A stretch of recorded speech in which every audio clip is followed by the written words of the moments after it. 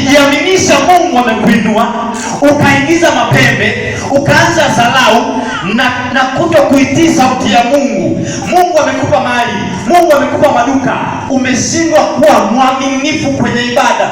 Kuna watu tangu walipoajiriwa ibada zao ni Jumapili mpaka Jumapili, na zenyewe wasimalize ibada kwa sababu wako bize na kazi zao. Mungu ana uwezo wa kukutoa pale na akaweka mtu mwingine, kwa sababu umeshindwa kuitii sauti yake kwa wakati alipokuweka pale na akakutoa mwenyewe.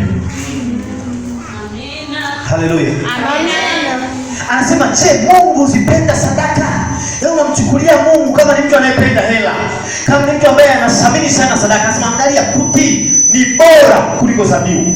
Kutii, kuisikiliza sauti ya Mungu, kufanya Mungu anachokwambia ufanye ni bora kuliko tunavyotoa sadaka. Kwa Mungu hahitaji tu sadaka, anahitaji kile kinaitwa utii. Kwa Mungu akisema katoe ni kutoa. Mungu akisema kwenye hili sio kutoa. Kuna watu wana hela zao. Utatangaza ujenzi kanisani, anakuambia mniambie kama ni fundi atahitaji shilingi ngapi, mimi nitoe hela. Wewe, kuna wakati tunakuhitaji wewe, nguvu zako ndo zifanye kazi, sio tupe hela.